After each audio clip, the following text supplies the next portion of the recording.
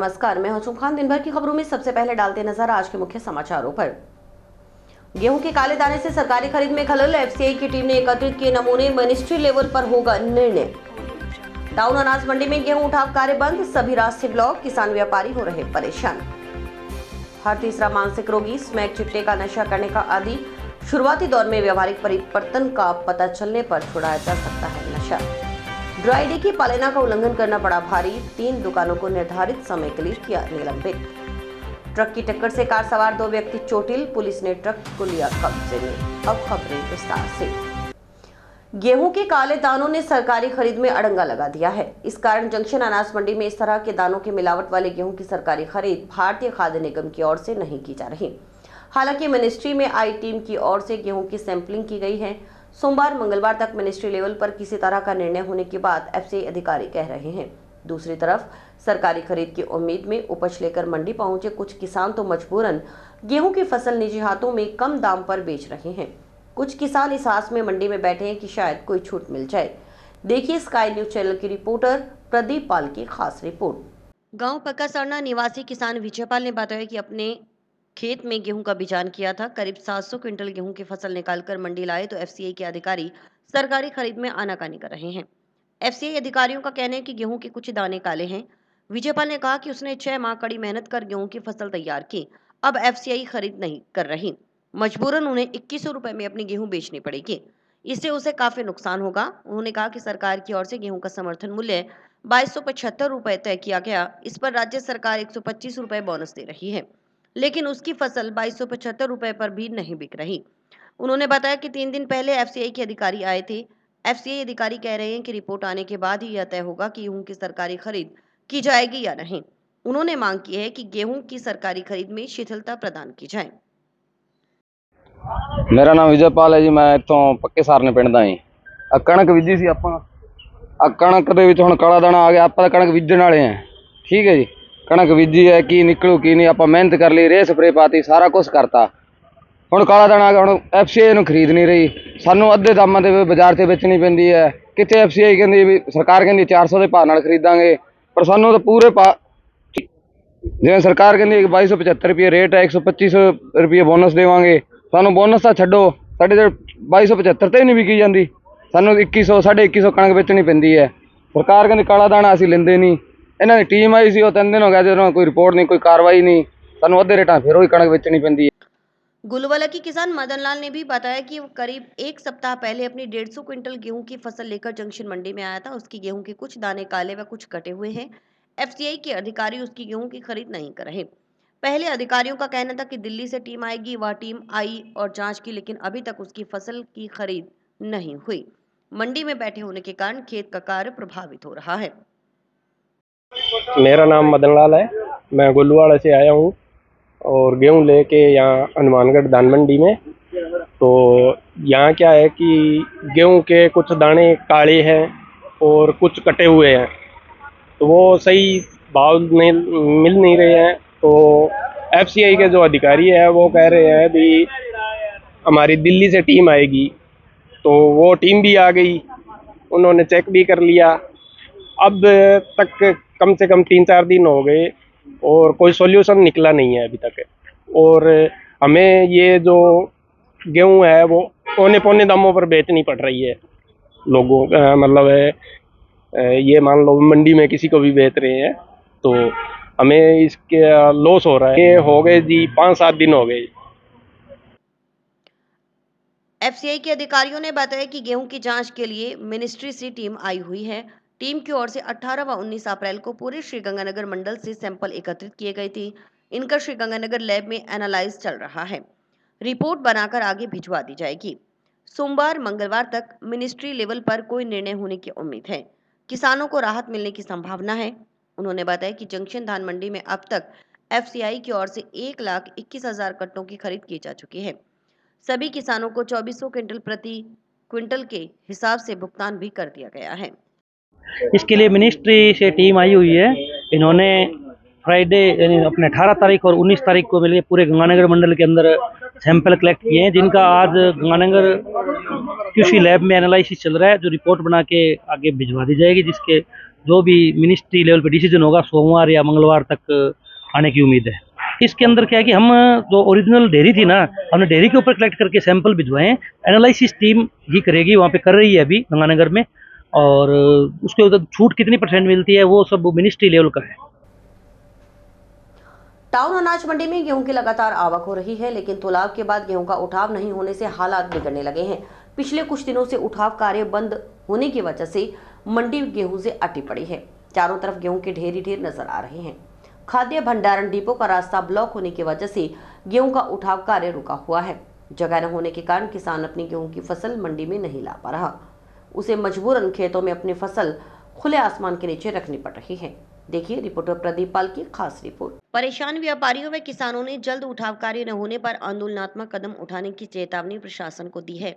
मंडी के व्यापारी रविंद्र सिंगला व कृष्ण कुमार ने बताया कि मंडी में गेहूं का सीजन चल रहा है। पिछले 10 दिन से मंडी में गेहूं की आवक हो रही है, लेकिन तुलाव के बाद गेहूं का उठाव कार्य ठप पड़ा है।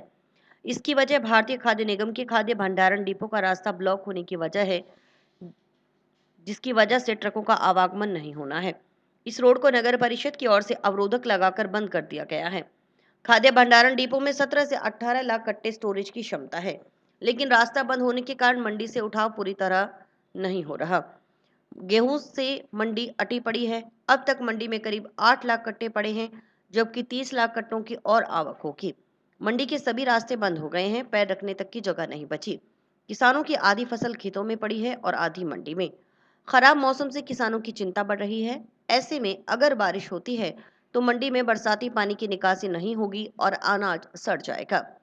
तरह तरह के बहाने कर उस गेहूं को सरकार भी नहीं खरीदेगी। किसानों की 6 माह की मेहनत खराब होने की आशंका है। उन्होंने बताया कि पिछले दिनों मंडी के व्यापारी जिला कलेक्टर से मिले थे। कलेक्टर ने लोकसभा चुनाव के तहत 19 अप्रैल को होने वाले मतदान के बाद उचित कार्रवाई करने के लिए आश्वस्त किया था। उन्होंने प्रशासन से मांग की है कि जल्द से जल्द मंडी से गेहूं का उठाव करवाया जाए, ताकि किसान व व्यापारी परेशान न हो। अगर उठाव की व्यवस्था नहीं हुई तो किसान व्यापारी आंदोलन करने को मजबूर होंगे। मंडी में उठाव की सबसे मेजर प्रॉब्लम चल रही है अभी। असल में क्या है कि जो एफएसडी में 17-18 लाख कट्टे जो लगते हैं, वो कट्टे उधर मोहल्ले वासियों ने अपने सड़कों पर गार्डरें लगा के नगर पालिका की मतलब बंद कर रखी है, और उस वजह से मंडी से उठाव बिल्कुल बंद है। और ऊपर से मौसम बार बार खराब बोल रहा है, मंडी में बिल्कुल चौक हो चुका है काम, और पैर रखने की जगह नहीं। ऊपर से किसानों का मतलब आंदोलन करने का, और मतलब माल नहीं तुलने से आंदोलन कर सकते हैं। तो हमारा यही मांग है कि प्रशासन जल्दी से जल्दी एफएसडी का रास्ता खुलवाए और तुरंत प्रभाव से उठाव चालू करे। मंडी के अंदर अब जो गेहूं का सीजन चल रहा है, इसके अंदर आज 10 दिन से मंडी में गेहूं आ रही है और ये गेहूं का उठाव नहीं हो रहा। एफएसडी का रास्ता ब्लॉक होने की वजह से ये ट्रक आ नहीं रहे, वहाँ माल उतरने, उसके अंदर अवरोधक लगाकर उसको बंद कर दिया है रोड को। उसकी वजह से मंडी चारों तरफ से चौक हो गई है। जमींदारों की फसल जो आधी तो खेतों में पड़ी है, रात को भी आज मौसम खराब हुआ और मंडी भी सारी भरी हुई है, ना तो कहीं से पानी निकलेगा, ये सारा अनाज सड़ जाएगा। ये सबसे बड़ी समस्या है कि 6 महीने की जो फसल पकाई है वो ये बारिश या किसी वजह से यहीं खत्म ना हो जाए, और ये सबको लॉस होगा। बाद में ये गवर्नमेंट वाले कहेंगे कि ये कनक दागी हो गई है, ये काली हो गई है, हम उठाएंगे नहीं। इसके जिम्मेवार ये खुद होने चाहिए, फिर इनको ये उठाना चाहिए और किसान को इसका फायदा नुकसान ना हो, ये सोच के इसका फायदा देना। एफसीआई के क्वालिटी इंस्पेक्टर जिमी सेतिया ने बताया कि टाउन मंडी में अब तक 2 लाख से अधिक कट्टों की बिलिंग एफसीआई की ओर से की जा चुकी है। 1.5 लाख कट्टों का उठाव किया जा चुका है। शनिवार को करीब 30-35 हजार कट्टों का उठाव किया गया है। जैसे जैसे किसान अपनी फसल लेकर आ रहे हैं, उसका तुलाव कर उठाव करवाया जा रहा है। 48 घंटे में किसानों के खाते में भुगतान किया जा रहा है। जिस किसान का नंबर आ रहा है उसे पर्याप्त बारदाना उपलब्ध करवाया जा रहा है। लिफ्टिंग के लिए 2 गोदाम खुलवा दिए गए हैं। उम्मीद है कि तीसरा गोदाम खुलने के बाद रविवार से लिफ्टिंग की स्पीड और बढ़ जाएगी। मंडी हनुमानगढ़ टाउन में लगभग 2 लाख प्लस कट्टों की बिडिंग एफसीआई द्वारा की जा चुकी है और 1.5 लाख कट्टों का उठाव किया जा चुका है। आज भी लगभग 30 से 35 हजार कट्टों का उठाव होगा, और जैसे जैसे किसान अपनी फसल मंडी में लेके आ रहे हैं, उनको तुलाया जा रहा है और उनका उठाव किया जा रहा है, और 48 घंटों में उनके खाते में पैसे ट्रांसफर किए जा रहे हैं। जिले में तेजी से पांव पसार रहा नशा युवाओं को खोखला कर रहा है। मुख्य रूप से जिले में स्मैक चिट्टे का प्रचलन बढ़ रहा है। इसका लगातार सेवन युवाओं को मौत के मुंह में धकेल रहा है। कुछ दिनों के अंतराल में नशे से मौत के समाचार सुनने को भी मिल रहे हैं। सरकार प्रशासन के तमाम प्रयासों के बावजूद नशे पर लगाम कसती नजर नहीं आ रही। नशा किस तरह अपनी जड़ें पसार रहा है, इसका उदाहरण टाउन के महात्मा गांधी स्मृति जिला अस्पताल में रोजाना पहुंच रहे हर तीसरे मानसिक रोगी के नशे का आदी होना है।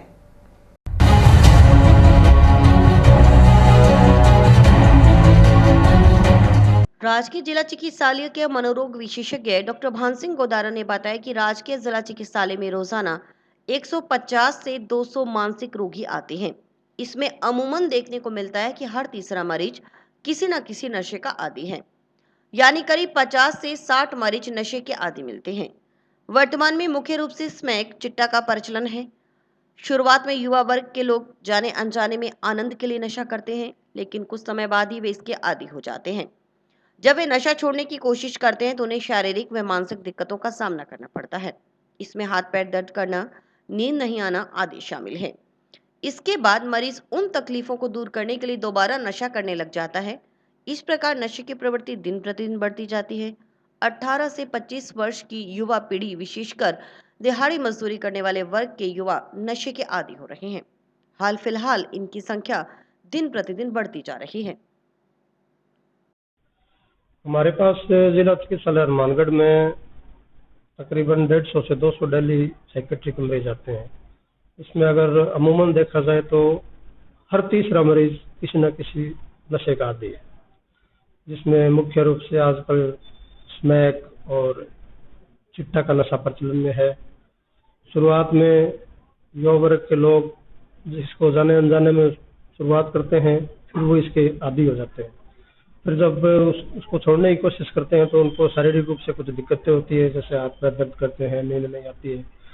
फिर वो मरीज उस नशे को, उन तकलीफों को कम करने के लिए वो नशा दोबारा करता है। इस प्रकार नशे की प्रवृत्ति दिन प्रतिदिन बढ़ती जाती है। जहाँ तक नशे का सवाल है, ये आजकल की युवा वर्ग पीढ़ी मैक्सिमम 18 से 25-26 साल के लड़के, विशेषकर जो दिहाड़ी मजदूरी करने वाले वर्ग के हैं, बहुत ज्यादा है। हाल फिलहाल इनकी संख्या दिन प्रतिदिन बढ़ती जा रही है। डॉक्टर गोदारा ने बताया कि नशा करने के आदी लोग मेडिकल से प्रतिबंधित दवाइयां खरीदकर उनका नशे के रूप में प्रयोग करते हैं। जब उन्हें वह दवाइयां नहीं मिलती तो होने वाली तकलीफ दूर करने के लिए सरकारी चिकित्सालय आते हैं। वहां डॉक्टरों की ओर से भी लिखी गई दवाइयां अधिक मात्रा में सेवन करने लग जाते हैं। हालांकि इसे रोकने के लिए रोगियों का रिकॉर्ड संधारित किया जाता है, लेकिन फिर भी रोजाना इस तरह की समस्या सामने आ रही है। वो कई लोग क्या करते हैं कि मेडिकल से जो प्रतिबंधित दवाइयां हैं उनको नशे के रूप में उपयोग करते हैं। तो वो इलीगल तरीके से उन दवाइयों को लेते हैं। फिर वो जब उनको नहीं मिलती है तो वो उनको जो तकलीफ होती है उसको कम करने के लिए वो सरकारी चिकित्सालय में आते हैं।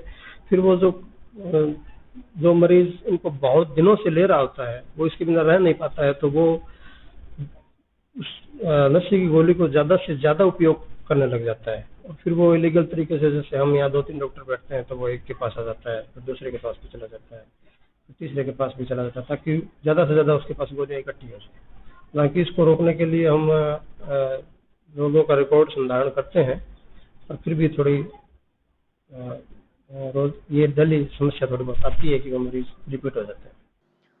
डॉक्टर गोदारा ने बताया कि शुरुआती दौर में नशा करने वाले व्यक्ति में व्यवहारिक परिवर्तन नजर आता है। इसके तहत बोलचाल, रहन सहन, आदतों में परिवर्तन शामिल है।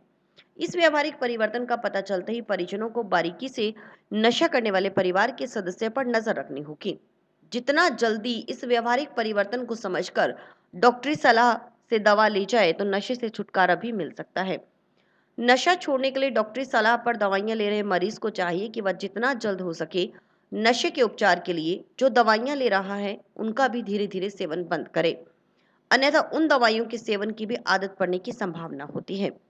उन्होंने पुलिस से भी अपील की कि अवैध रूप से बढ़ रहे नशे की बिक्री को मुस्तैदी से रोका जाए ताकि युवा वर्ग नशे से दूर हो सके। अभी दौर में तो मरीज में थोड़ा सा व्यवहारिक परिवर्तन आता है। उस व्यवहारिक परिवर्तन को घर वालों को उसको देखना होगा, घर वालों को उसको पकड़ना होगा, बारीकी से उस पर नजर रखनी होगी कि जब भी कोई नशे का आदि शुरुआत में जब वो नशा शुरू करता है तो उसमें कुछ व्यवहारिक परिवर्तन जरूर आते हैं, जैसे उसके बोलचाल में परिवर्तन, उसके रहन सहन में परिवर्तन, उसकी आदतों में परिवर्तन। इन परिवर्तनों को जितना जल्दी से जल्दी पहुंचकर और डॉक्टरी सलाह के अनुसार अगर दवा ली जाए तो इससे छुटकारा भी मिल सकता है। जंक्शन में राजीव गांधी स्टेडियम के नजदीक स्थित जाट धर्मशाला के सामने ट्रक व कार की भिड़ंत हो गई। ट्रक से टकराने के बाद कार डिवाइडर से जा भिड़ी। हादसे में कार में सवार 2 जनों की मामूली चोटें आई। कार का अगला हिस्सा बुरी तरह से क्षतिग्रस्त हो गया। सूचना पर मौके पर पहुंची जंक्शन थाना पुलिस ट्रक को थाना ले गई। कार चालक की ओर से ट्रक चालक के खिलाफ मुकदमा दर्ज करवाने के लिए जंक्शन पुलिस थाना में परिवाद पेश किया गया है।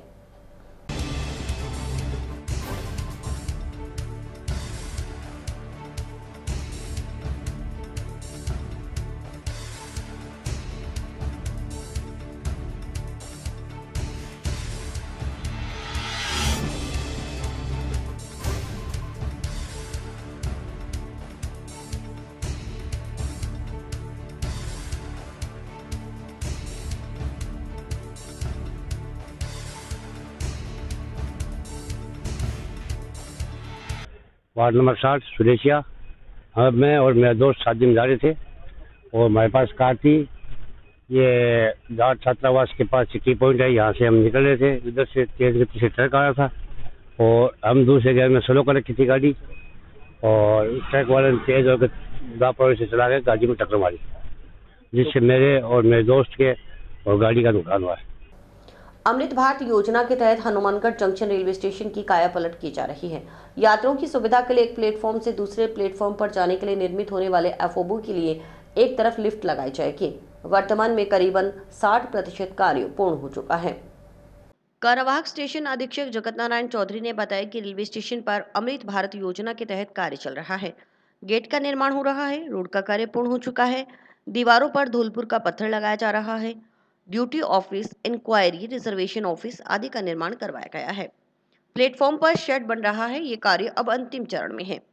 प्लेटफॉर्म नंबर 1 से प्लेटफॉर्म नंबर 2 पर जाने पर नए एफओबी का निर्माण चल रहा है। इसके लिए खुदाई का कार्य चल रहा है।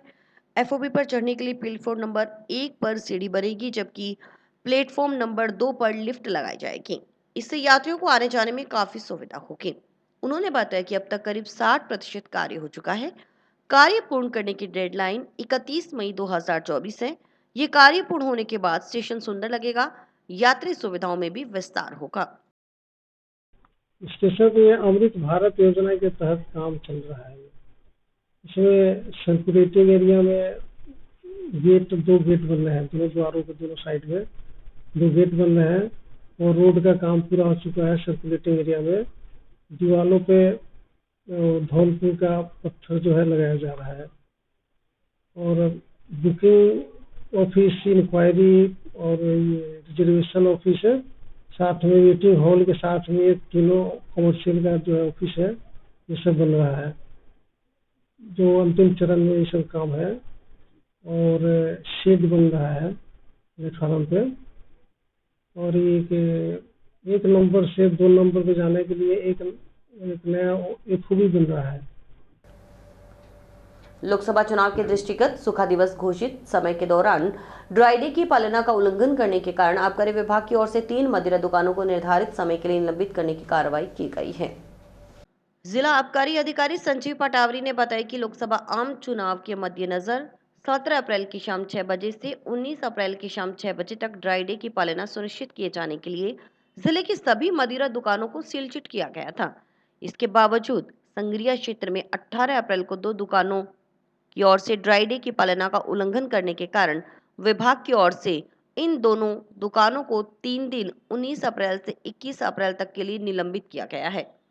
इसके अलावा 19 अप्रैल को देसी मदिरा कंपोजिट दुकान मालारामपुरा के अनुज्ञाधारी की ओर से ड्राई डे की पालना का उल्लंघन करने के कारण विभाग की ओर से मालारामपुरा दुकान को 5 दिन 20 अप्रैल से 24 अप्रैल तक के लिए निलंबित किया गया है। जंक्शन थाना क्षेत्र के नई खुंजा में पिछले साल गुम हुए युवक की सूचना देने वाले को पुलिस अधीक्षक की ओर से 11,000 रुपए की प्रोत्साहन राशि पुरस्कार स्वरूप प्रदान की जाएगी। युवक के गुम होने के संबंध में जंक्शन पुलिस थाना में गुमशुदगी दर्ज है। अभी तक लापता युवक का कोई सुराग नहीं लग पाया है। जानकारी के अनुसार अजीत सिंह बाबरी निवासी वार्ड 4 नई खुंजा 14 जून 2023 को रात्रि करीब 10 बजे घर पर बिना बताए कहीं चला गया। इसके बाद अजीत सिंह वापस लौटकर घर नहीं आया। परिजनों ने अजीत सिंह की भी सभी संभावित जगहों, रिश्तेदारी आदि में तलाश की मगर कोई पता नहीं चला। अजीत सिंह ने घर से जाते समय नीले रंग की लोवर, हल्के गुलाबी रंग की टी शर्ट, पैरों में चप्पल पहनी हुई थी। इस संबंध में 15 जून 2023 को जंक्शन पुलिस थाना में एफआईआर दर्ज हुई। हालांकि पुलिस भी अजीत सिंह का कोई पता लगाने में सफल नहीं हो सकी है। पुलिस के अनुसार गुमशुदा अजीत सिंह के बारे में प्रत्यक्ष व अप्रत्यक्ष रूप से कोई सूचना देगा अथवा सहयोग करेगा उसे पुलिस अधीक्षक की ओर से 11,000 रुपए की प्रोत्साहन राशि पुरस्कार स्वरूप प्रदान की जाएगी। लोकसभा चुनाव के लिए प्रथम चरण का मतदान शुक्रवार को हुआ। श्रीगंगानगर लोकसभा क्षेत्र के अधीन आने वाले हनुमानगढ़ जिले के 5 विधानसभा क्षेत्रों में सर्वाधिक मतदान प्रतिशत की बात करें तो नोहर विधानसभा क्षेत्र में सर्वाधिक 68.54% मतदान हुआ, जबकि हनुमानगढ़ विधानसभा क्षेत्र में सबसे न्यूनतम 64.91% मतदान हुआ। जिले में सबसे कम पीलीबंगा के मतदान बूथ संख्या 170 पर 44.10% रहा। सर्वाधिक मतदान नोहर की बूथ संख्या 254 पर हुआ। हनुमानगढ़ विधानसभा क्षेत्र में लोकसभा चुनाव 2024 में अंतिम मतदान का प्रतिशत 64.91% रहा। यहाँ कुल मतदाता संख्या 3,01,016 थी। इनमें पुरुष मतदाता 1,55,861 व महिला मतदाता 1,45,143 थी। अन्य मतदाताओं की संख्या 12 थी। इसके मुकाबले कुल 1,95,382 मतदाताओं ने अपने मताधिकार का प्रयोग किया। कुल मतदान 64.91% रहा। इसी प्रकार संगरिया विधानसभा क्षेत्र में अंतिम मतदान का प्रतिशत 65.15% रहा। यहाँ कुल मतदाता 2,47,861 थे। इनमें पुरुष मतदाता 1,28,933 व महिला मतदाता 1,18,922 थे। अन्य मतदाता 6 थे। इसके मुकाबले यहाँ 1,61,476 मतदाताओं ने वोट डाला। कुल प्रतिशत 65.15% मतदान हुआ। नोहर विधानसभा क्षेत्र में अंतिम मतदान का प्रतिशत 68.54% रहा। इस विधानसभा क्षेत्र में कुल मतदाता संख्या 2,83,511 थी। इनमें पुरुष मतदाता 1,49,545 जबकि महिला मतदाता 1,33,962 थी। अन्य मतदाता संख्या 4 थी। इसके मुकाबले 1,94,323 मतदाताओं ने अपने मताधिकार का इस्तेमाल किया। इनमें पुरुष मतदाताओं की संख्या 1,04,756 जबकि महिला मतदाताओं की संख्या 89,565 रही। भादरा विधानसभा क्षेत्र में अंतिम मतदान का प्रतिशत 66.68% रहा। यहाँ कुल मतदाता 2,76,745 थी। इनमें पुरुष मतदाता 1,45,040 जबकि महिला मतदाता 1,31,702 थे। अन्य मतदाता 3 थे। इस विधानसभा क्षेत्र में 1,84,525 मतदाताओं ने मतदान किया। भादरा विधानसभा क्षेत्र में बूथ नंबर 185 राजकीय उच्च माध्यमिक विद्यालय बोझला में सर्वाधिक 80.56% मतदान हुआ, जबकि न्यूनतम मतदान बूथ नंबर 244 पर रहा। पीलीबंगा विधानसभा क्षेत्र की बात करें तो अंतिम मतदान का प्रतिशत 67.95% रहा। यहाँ कुल मतदाता 2,99,249 थे। इनमें पुरुष मतदाता 1,55,573 व महिला मतदाता 1,43,670 थे। अन्य मतदाता 6 थे। इस विधानसभा क्षेत्र में 2,03,332 मतदाताओं ने मताधिकार का प्रयोग किया। पीलीबंगा विधानसभा क्षेत्र में अधिकतम मतदान बूथ नंबर 222 राजकीय उच्च प्राथमिक विद्यालय ढाणी बावरिया 2 एनजीएम में 84.66% हुआ, जबकि न्यूनतम मतदान बूथ नंबर 170 पर हुआ। और इसी के साथ समाचार समाप्त हुए। रोजाना देखते रहिए समाचार। नमस्कार।